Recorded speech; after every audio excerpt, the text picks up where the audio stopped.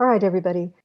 I want to talk about, first of all, I'll remind you about the WeAreMCBS virtual calendar. Make sure you go there and you can see some pretty cool things going on. Did anybody have a chance to go to the Adobe Mask, Photoshop Mask tutorial that Jolena was giving on Friday? Yeah, did you go to that? Cool. I bet that was pretty awesome. It was challenging though. I think she was going a lot faster than I expected, so I kind of was just sitting back and like, She's good. She's good. And did she say she recorded it? And maybe you could, go over yes, it slowly. she did. So Okay. I'm just gonna try and see if I can get the recording so I can study it Yeah. over because my thing is I try to watch YouTube videos and play them back again just so I can catch that one step. Because for me, if there's one step that I did not catch, That's It'll everybody. mess up the whole thing, yeah. yeah, That's what so like. that's what I had trouble with.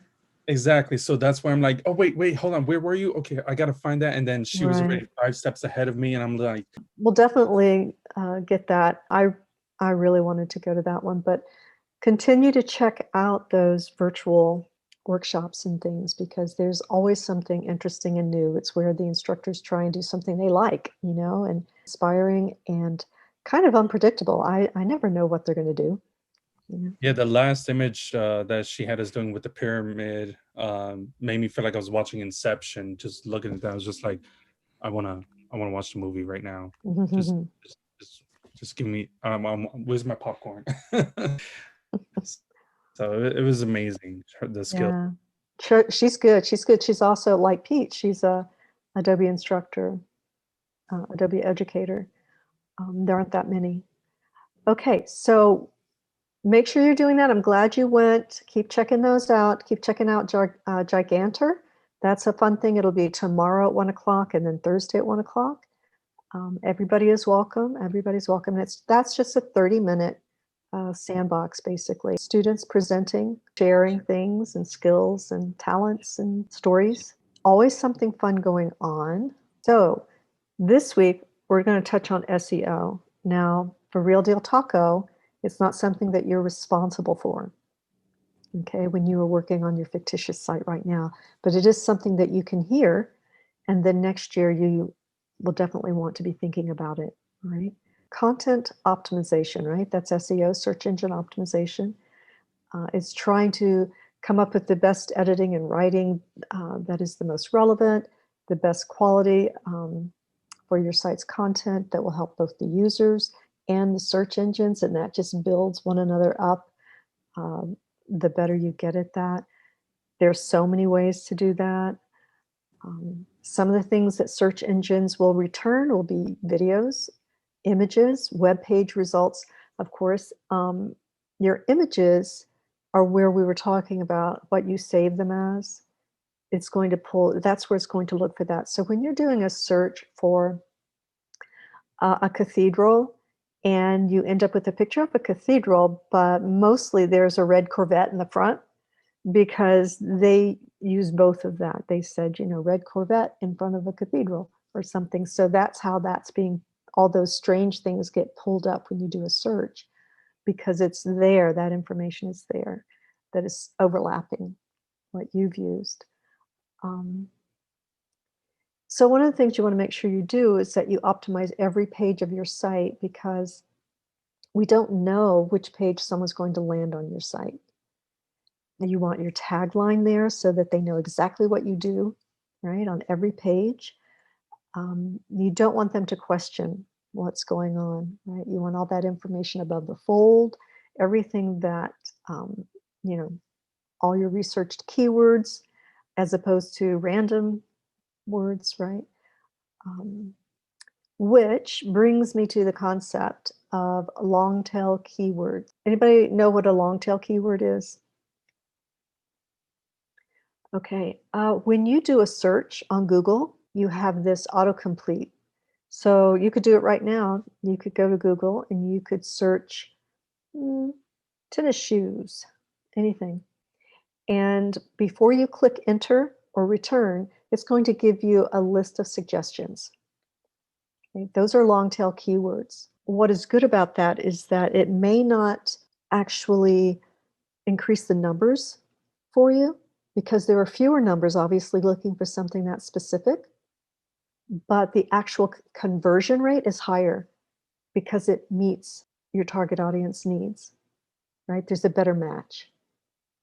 So even though there may be 5,000 that look for tennis shoes and you put tennis shoe sole repairs or something like that, it may be fewer searches, but you're going to get more people interested that way. Okay, so those are a real good thing to put in your site also, right? So check some of those things out and see what applies. If you are saying in your area, if you are a storyteller located in this region or in this town, this city, that's going to narrow your search, right? So that's something to think about too. So being specific isn't a bad thing. So the topics to the keywords you've chosen are going to be based on the relevance to the topic, the search volume, how many people are searching. So yeah, you want those simple keywords, but the competition is also in those simple keywords. So when you get to the suggested long tail keywords, you're dropping away some of that competition. You know, you're surpassing some of that because that's where everybody is. Okay. So knowing your target audience, that's where this is really important, and defining them. You want to define them because you want to be able to think about what they're going to be searching and looking for. One of the tools that we use, speaking of looking from the perspective of the potential client, one of the tools we use is the Google Trends. That helps us see where we are perhaps using industry jargon rather than what our potential client is looking for, because we have to think about their perspective. They're not using that language, right? So we have to think about that. They're less interested in specifics, you know, unless it's industry to industry, business to business, and they're looking for a specific widget that's going to be on a data somewhere, server somewhere that's only going to be called up when you look for that. You know, unless you're in that situation, most users are not looking for details yet. Okay? They are interested in summaries, okay? And we know that they don't read a lot, they scan, so we have to allow them to do that. Of primary interest is the reviews and testimonials. Those are important.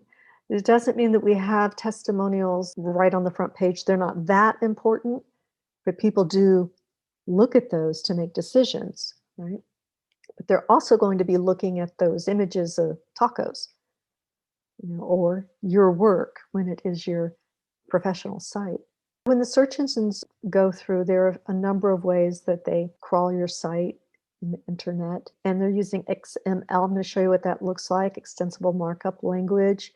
It's looking for links. If you look over the left here, if you're familiar with Excel or something, you've got a typical data set here. If this is to be converted the way the internet sees it, it's going to be in XML and it's going to look like this. Okay, so some things aren't going to be picked up, but this is how they're going to look at it. And I just show you that just so you'll know. So there are two types of internal linking options. There's navigation links and there's contextual links in your site. If you have a blog, you're definitely thinking about this. Navigation links. This is one place where Google will search your site. It will go through your navigation. And that's why it's very important here to understand and use the web standards, because that's what people are using. So if this museum tends to use the word exhibitions, then you're going to kind of do a little research and find out, is that what your competitor is using? Is everybody using that word? About, what's more prevalent? About or my story, right? Could be about store or shopping, support or help. You know, these are things that you think about when you're creating your navigation, because that is one place that will be searched. So that's your navigation link. The other is your contextual link. And those are links inside your content, your text. That's another reason it's very important to use keywords there, and to also make sure we're not saying things like, click here, click here, click here. right? It's not descriptive, it's not meaningful.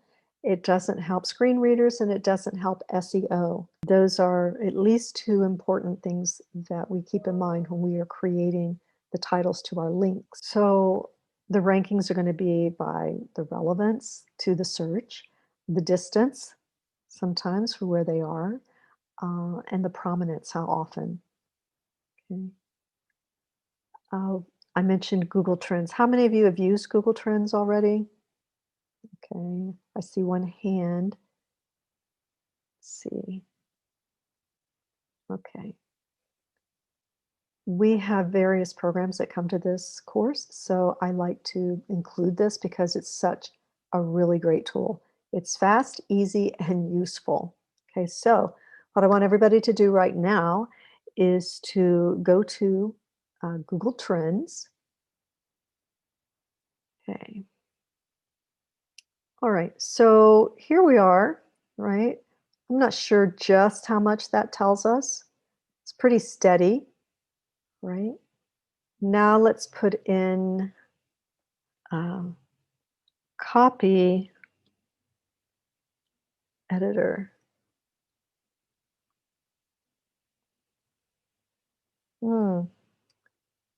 Not as many hits. Let's look at, let me change that to proofreader. Nope, we're still getting more for writer. Let's put, we get a little more, but we definitely get a lot for writer. But we keep in mind that this is also important, right? Because we want those specific. If we put, let's see. Maybe publisher. Yeah, we'll do that too. A little more, right? I'll get this one out of there because that's not really that applicable. Okay, there's a lot, but so that's not a bad thing to have in your keywords, but it's real vague. We're going to have a lot of search engines pulling up all sorts of things. So for mine, because of like the streaming that I do, I have YouTube Live, Instagram Live, and then video games, and that should give you a pretty interesting chart. Well, that has a lot of, what date is this? March 15th to the 21st. What happened there? Quarantine. Yeah. So there was a huge spike then, right? I mean, down here. The internet's usage has grown up by 50% at least since then. Yeah. Instagram Live as well. Huh. Look at that. That's an even greater spike. At the same time, everything else has stayed consistent for the most part.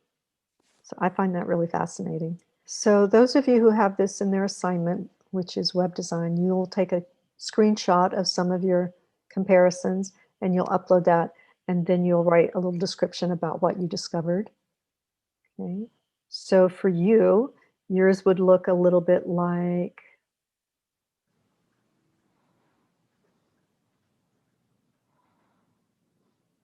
so Catherine's would look a little bit like this. And, you know, she might try third. So what was another one you said? You had 3 before. I have video games. Yes. And that's going to be the most, isn't it? Mm-hmm. Yeah. Streamer has come up for some reason around July 4th. So something happened there. And that's what I find to be some of the most interesting things. And you can see things like, if you were to put costumes. So this should be around October, right? So all year it's pretty low till it's right here, and then it goes down. So Halloween is definitely has its peaks. That's how you're going to do that. And if everybody wants to just do that, then you will have that, you know, finished for this particular assignment. Okay. So this is for web design or editing? Yeah, for web? next year you'll be doing this very thing. Okay.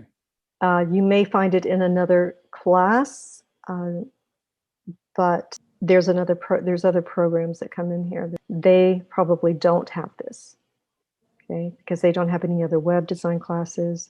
It's not media as much as it is. It's very specific. You know, our cinematography students also take web at the same time, web design. So this is sometimes the first time they've ever looked at it, and they have cinematography, they have videographer, you know, they have different things to look for, and there's a big difference in some of those terms. So it really helps them because it's not what they thought, right? Because we're looking at it from the user's perspective, not ours. You know, we know things that they don't know, and vice versa. We don't know what they're looking for necessarily, but we can learn, we can figure it out.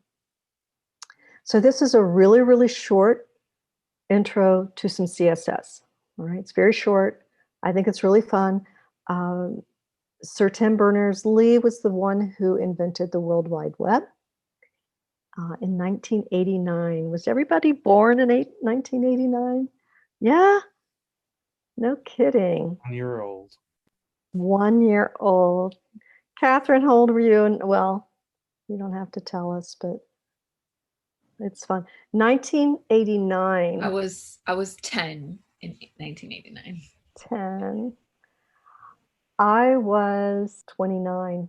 So, but Tim Berners-Lee is also the director of the World Wide Web Consortium, the W3C, and this is a place where we can go and find all kinds of guidance on accessibility, and it is, you know, their purpose is to try and make the web something that has longevity, that it continues to grow in potential, not, you know, collapse in on itself in any way. So there's a lot of standards and a lot of things, certainly when they first came out, that had to be addressed, right? It was Wild West. And so there was all kinds of things that needed to be worked out and still are. So the W3C was founded in 1994. And that's something I definitely recommend everybody getting familiar with and checking out, just to know that it's there. If you do any kind of web design, and honestly, you can, any of you for side gigs or whatever can make websites, or for your family and friends. Accessibility is just one more tier, right, that separates you from the other designers, because it's very important. This is the first image that went across the web. I think these were some of the Office women, and they just had a parody group, you know, for pretend. And so they were just trying it out.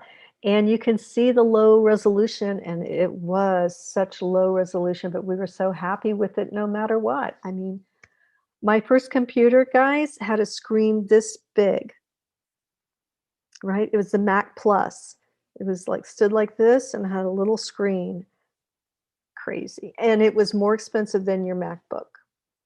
And you could not, oh, well, you could carry it around, but not easily. It wasn't a laptop. And I wish I could remember how much. Next to nothing of storage space. You guys look it up. Look up the Mac Plus. You'll crack up. You'll crack up when you see it, and what we paid for it. Oh my gosh.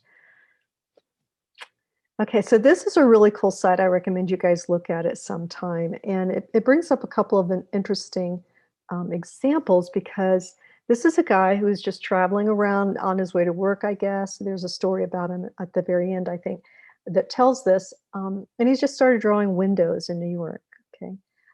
But they're really interesting. They're so exciting because the color that is used is very smart. Very descriptive of the region. And honestly, there's probably 100 of these in a single scroll. And I've looked at all of them in one sitting because I thought they were great. So you guys check it out. When we're in class, I usually go through it. I make the students look at it, but I'm not going to make you, but it's pretty cool. It's got some cute little cool features. So there's that. It's called The Windows of New York lately. So here's something that's fun, which I would like you to do. I'm not going to keep you, but I do want you to try this out. If you'll go to W3 Schools, here's something I'm going to want you to do. You can do it right now. You can do it later. Maybe you want to do it later, but this is something that I do in the classroom and that I often do online. I'll have you go to usually the CSS. The difference between CSS and HTML. HTML came first, and then, you know, we discovered color and all these other things that were just kind of added to that. You can make a site with HTML. You can't make a site with CSS. It doesn't have the building blocks to do that. It is only the curtains and the pillows, and it's just the decoration for the most part. But it's pretty powerful, but you still need HTML for that. And then you can see here, you could add to your HTML, CSS, add to that JavaScript, SQL, Python, and go up and up, right? This is a great site because it's very friendly. If you look on the left here, you will see, and under the tutorials, these different topics, right? I know that it might look like a lot, but if you think about a language such as Spanish or English, over here, that's not that much. It's manageable. It's something you can definitely learn, okay? It has an endpoint. It's finite. So what I usually do is I just have students select something to play around. Maybe it's color, and you select that, and you'll see that it's going to give you a description of it. It's going to tell you these names. It will go into a little more detail below, but it's going to let you try things yourself. So if I go to here, if you've been submitting work for me this week, this month, you've been using the H1 headers, right? H1 is the larger one, so it'd be the first one in your hierarchy. As you get smaller, it's going to be H down to like H6, right? So what we're doing over here is going to show up over here. I'm just going to say pink and see if it'll give me a word there. I'm going to run it. Okay. And what I like about this is that just playing with this gets you familiar with the syntax and how things are written a little bit. So it's sort of in the background. You're learning it by default because you'll start to see things that are repeated. And so that's why I like this. It's very non-threatening. It's just, you know, you're playing. If I want to say for, you know, things begin with an angle bracket and they close with an angle bracket, and a forward slash means stop doing this, whatever you asked it to do. If you asked it to be a certain font and then there was an angle bracket / forward angle bracket, ignore that H4. That's telling it to put headings there, a heading size. But here's an angle bracket, here's an angle bracket. When you see this, that means stop. Stop doing that, whatever it is. Okay. So if I didn't have this here, what it should do, because I did not put a closing here, forward slash, you guys all know this already? Okay, because I didn't put a forward slash here, it's made all of this an H1, right? Because I didn't tell it to stop. So I'm going to have to put a forward slash there, and I'll run it again and see if this now goes back to more of the normal size. There we go. All right, so that's just one thing you can do. The background color, pink, okay, tomato, yellow. That's kind of what I want you to do at some point. There's no grade for it. I just want you to play around with it. You can look at RGB colors. It's going to tell you about that. And it does go into depth, but you know, you can choose what you want, how deep you want to go at what time. Now here's padding. So this element has a padding of 70 pixels, right? So if you want to put more padding at the top, it's going to say padding dash top, padding dash right, bottom, left, right? So let's try it ourselves. We've got 1 pixel of a border line, right? Everybody see that? And we've got a background color that is blue. On the top, we've got 50 pixels of padding. And on the right side, just like the left, on the right side, we have 30 pixels. On the bottom, again, 50 and 50. And then on the left, we've got a little more for a margin in this particular one. So if I said, let's put 10 here and run this, right? It's moved it over because we changed the pixels on the left. Okay. So these are the kind of things I just want you to play around with. You know, you can't mess anything up. Fonts and text, it's going to tell you some things you already know. So this is a fun place for you to learn all kinds of things. And I'm going to stop there because I think you get it.